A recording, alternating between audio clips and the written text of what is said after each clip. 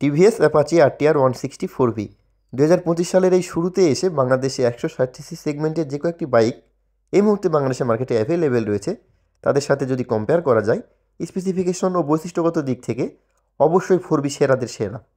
বহুল আলোচিত ভারতীয় ব্র্যান্ড টিভিএস বেশ লম্বা সময় ধরেই বাংলাদেশে তাদের প্রোডাক্ট রপ্তানি করে আসছে। আমাদের দেশে টিভিএসের জনপ্রিয়তার কারণ তাদের সেরা প্রোডাক্ট অ্যাপাচি আরটিআর 160 এই সিরিজটি। নিঃসন্দেহে বাংলাদেশের সর্বাধিক বিক্রিত ও আকাঙ্ক্ষিত বাইকগুলোর মধ্যে এটি অন্যতম। আজকের এই ভিডিওতে আরটিআর 160 4V এই বাইকটি নিয়ে আমরা কথা বলবো এবং বাইকটির ভালো খারাপ উভয় দিকই তুলে ধরার চেষ্টা করব। যারা 2025 সালের এই শুরুতে এসে ভাবছেন আরটিআর 160 4V বাইকটা আমার নেওয়া ঠিক হবে কিনা, তো আজকের এই ভিডিওটি মূলত আপনারই জন্য। ভিডিওর একদম শুরুতেই যদি আমরা বাইকটার পজিটিভ সাইডগুলো নিয়ে আলোচনা করার চেষ্টা করি, তাহলে যে বিষয়টা প্রথমে উঠে আসে বাইকটার লুকস এবং design. TVS motor bike company সবসময় চেষ্টা করে আকর্ষণীয় ডিজাইনের মোটর বাইক আমাদের উপহার দেওয়ার, এবং 160 সেগমেন্টের মাত্র 145 কেজি ওজনের এই বাইকটির ক্ষেত্রেও তার ব্যতিক্রম ঘটেনি। এই বাইকটির লুক এবং ডিজাইনের কারণেই কিন্তু বাইকটি অনেকের পছন্দের এবং অনেকেরই পছন্দের জায়গা এই বাইকটির লুক এবং ডিজাইন। যাই হোক, বাইকটি কিন্তু আমারও ব্যক্তিগতভাবে অনেক ভালো লাগে এবং আমার পছন্দের বাইকগুলোর মধ্যে এটি একটি বলা চলে। 2019 সালে বাইকটি বাংলাদেশে লঞ্চ হলেও 2025 সালে এসেও কিন্তু বাইকটির লুক এবং ডিজাইনে খুব একটা মেজর আপডেট আনা হয়নি। তবে একেবারেই জানা হয়নি তা নয়, 2019 সালে যে বাইকগুলো আমরা দেখতে পেতাম ওই বাইকগুলোর হেডলাইটের সাথে যদি এই এক্স কানেক্ট বাইকগুলোর হেডলাইটের তুলনা করি, তার মধ্যে কিন্তু যথেষ্ট পার্থক্য আমরা দেখতে পাই লুক এবং ডিজাইনে। বিশেষ একদম শুরুর দিকের বাইকগুলো হচ্ছে বর্তমানে এক্স কানেক্ট যে বাইকগুলো বাংলাদেশের মার্কেটে এই মুহূর্তে অ্যাভেলেবেল, এই বাইকগুলোই কিন্তু লুকস ও ডিজাইনের দিক থেকে আমার বেশি ভালো লাগে। যদিও ওই বাইকগুলো প্রথম যখন এসেছিল তখন কিন্তু অনেকেই বাইকগুলো কিনেছিল এবং চরম হাইপে ছিল বাইকটির এই লুক ও ডিজাইনে। তারপরেও বাইকটি যখন আবার আপডেটে নতুনভাবে আমাদের সামনে আসে, এই লুকটাও কিন্তু ক্রেতারা খুব ইতিবাচক পজিটিভভাবেই নিয়েছে। এরপরে 4Vর পজিটিভ সাইডগুলোর মধ্যে আরও একটি রাইডার ও পিলিয়ন উভয় সিটের আরামদায়ক কমফোর্টের যে ব্যাপারটি। দেখেন, একটি বাইক যখন আমরা কিনতে যাই তখন অনেকেরই মাথা ব্যথার কারণ হয়ে দাঁড়ায় এই বিষয়টি। আর এমনটা হওয়াটাও হয়তো খুবই স্বাভাবিক, কারণ আমরা যে বাইকটি শুধু শখের বশেই রাইড করি এমনটা নয়। আমাদের কিন্তু প্রয়োজনের তাগিদে আমাদের বাইক নিয়ে অনেক সময় দীর্ঘ সময় ধরে রাইড করতে হয়। সেক্ষেত্রে কিন্তু যদি আমাদের সিট আরামদায়ক বা কমফোর্টের ব্যাপারটা না থাকে, আমাদের কিন্তু নানা ধরনের অস্বস্তির সৃষ্টি হতে পারে। এদিক থেকেও 4V খুবই ভালো অবস্থানে আছে। এবং যারা ওই যে প্রাতিষ্ঠানিক কাজে এবং অফিসিয়াল কাজে ভাবছেন আমাদের ডেইলি বাইকটা নিয়ে অনেক পথ অতিক্রম করতে হবে, সেক্ষেত্রেও কিন্তু বাইকটা খারাপ পারফর্ম করবে না, খুব ভালো অবস্থানে আছে বলা চলে। এবং যে বিষয়টা উল্লেখ না করলেই নয়, এই বাইকটার পিলিয়ন সিট হাইট কিন্তু খুবই যে উঁচু এবং খুবই যে নিচু এমনটাও নয়, যা ডিসেন্টই বলা চলে। এই কারণে যখন এই বাইক নিয়ে আমরা পিছনে পিলিয়নে রাইড করি, সেই ক্ষেত্রেও কিন্তু বাইকটা নিয়ে আমাদের অস্বস্তিতে পড়তে হয় না। এবং যারা রাইডার, যারা একটু শর্ট হাইটের রাইডার আছেন, তুলনামূলকভাবে একটু শর্ট বলা চলে, তাদের জন্য কিছুটা হলেও বাইকটা একটু অসুবিধার কারণ হয়ে দাঁড়াতে পারে। এক্ষেত্রে যদি আপনার হাইট 5 ফুট 6 বা 6.5 এমনটা হয়, সেক্ষেত্রে বাইকটা নিয়ে আপনি বেশ স্বাচ্ছন্দ্যে রাইড করতে পারবেন। এর নিচে হলে একটু সমস্যার সৃষ্টি হতে পারে। 4Vর পজিটিভ সাইডগুলো নিয়ে আলোচনা করছি, তাহলে যে বিষয়টা ইগনোর করার কোনো সুযোগই নেই এই বাইকের মিটার।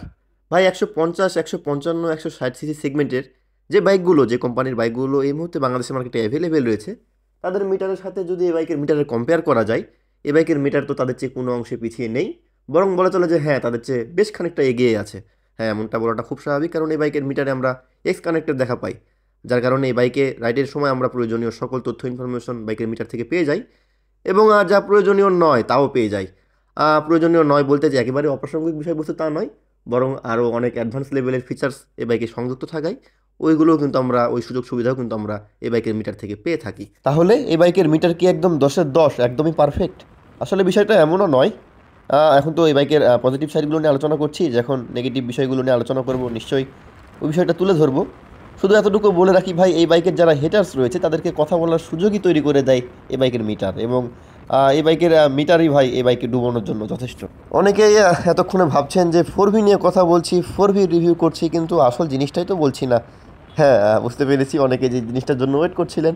ভাই 4Vর পজিটিভ সাইডগুলো নিয়ে আলোচনা করছি, এই বিষয়টা কি আসলে ইগনোর করার কোনো সুযোগ আছে? পাওয়ার এবং টর্কের ব্যাপারটা, 160 সেগমেন্টের যে কয়েকটি বাইক এই মুহূর্তে বাংলাদেশে অ্যাভেলেবেল রয়েছে, তাদের সাথে যদি এই বাইকের সরাসরি কম্পেয়ার করি এবং প্রসঙ্গটা যদি হয় পাওয়ারের ভাই, তাহলে এই বাইকের ধারের কাছে আসলে কেউ নেই বলা চলে। কারণ ওই যে টিভিএস কোম্পানি ভাই, ওরা তো বিল্ডই করেছে এভাবে, ওদের কথা অনুযায়ী রেসিং ডিএনএ আনলিস্ট। আসলেই ভাই ওদের সবগুলো বাইক, ওদের কমিউটার সেগমেন্টের বাইকগুলো চালালেও কিন্তু পাওয়ারটা ফিল করা যায়। আর এটা তো 4 ভালভের ইঞ্জিন 4V ভাই, এই 4V নিয়ে পাওয়ারের কোনো প্রশ্নই আসে না। যা 0 to 60 অনায়াসে 4-5 সেকেন্ডে উঠে যায়। আর ফোরবি তো বাংলাদেশে একটি ছদ্মনাম আছেই ভাই, একে তো সবাই খাড়া টান বা খাড়া টানের মেশিন নামেই চেনে। আর এমনটা ভাববেই না কেন, এমন নামটা আসলে হবেই না বা কেন, কারণ 160 সিসির একটি বাইক ভাই, যেখান থেকে টপ স্পিড অনায়াসে 130-35 উঠে যায়। অনেকে বলবেন ভাই আমি 40-45, অনেকে বলবেন 50ও পেয়েছি।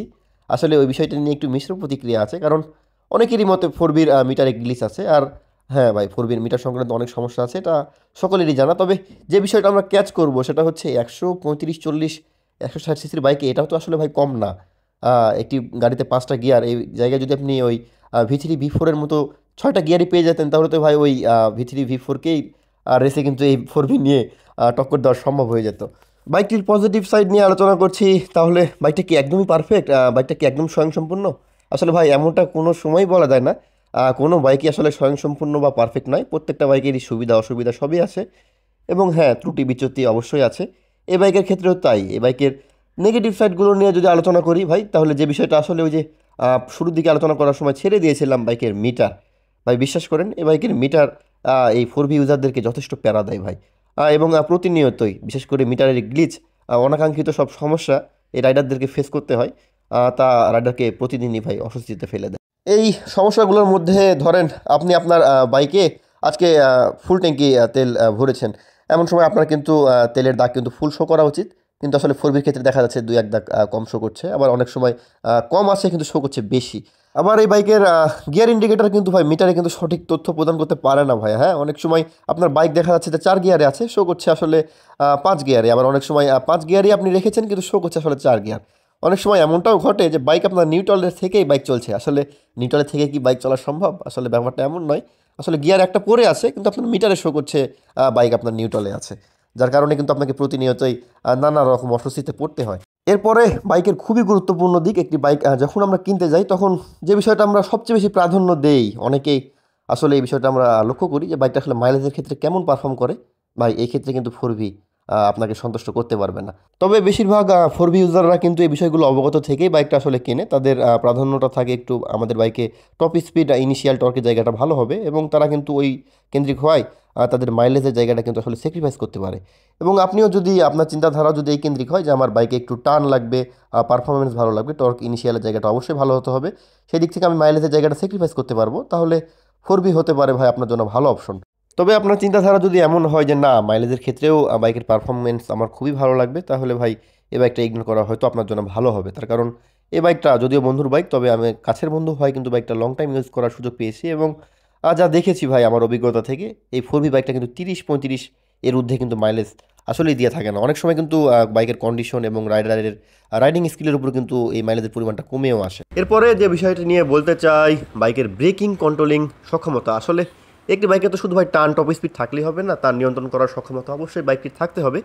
এক্ষেত্রে ফোরবি নিয়ে অনেকেই প্রশ্ন তোলে যে ফোরবির ব্রেকিং সিস্টেম আহামরি ভালো নয়, কিন্তু তাদের সাথে কিন্তু আমি দ্বিমত পোষণ করবো। আসলে ভাই ফোরবির ব্রেকিং সিস্টেম কিন্তু অতটাও খারাপ নয়। 2025 সালের এই শুরুতে এসে ফোরবির কিন্তু আমরা সিঙ্গেল ডিস্ক, ডাবল ডিস্ক এবং সিঙ্গেল চ্যানেল এবিএস সব ভেরিয়েন্টই কিন্তু এই মুহূর্তে মার্কেটে অ্যাভেলেবেল পাই। এবং আমি সব ধরনের বাইকে আসলে মোটামুটি রাইড করার সুযোগ পেয়েছি, এবং আমার ব্যক্তিগত অভিজ্ঞতা থেকে ভাই ফোরবির ব্রেক কিন্তু আমার রিসেন্টলি মনে হয়েছে।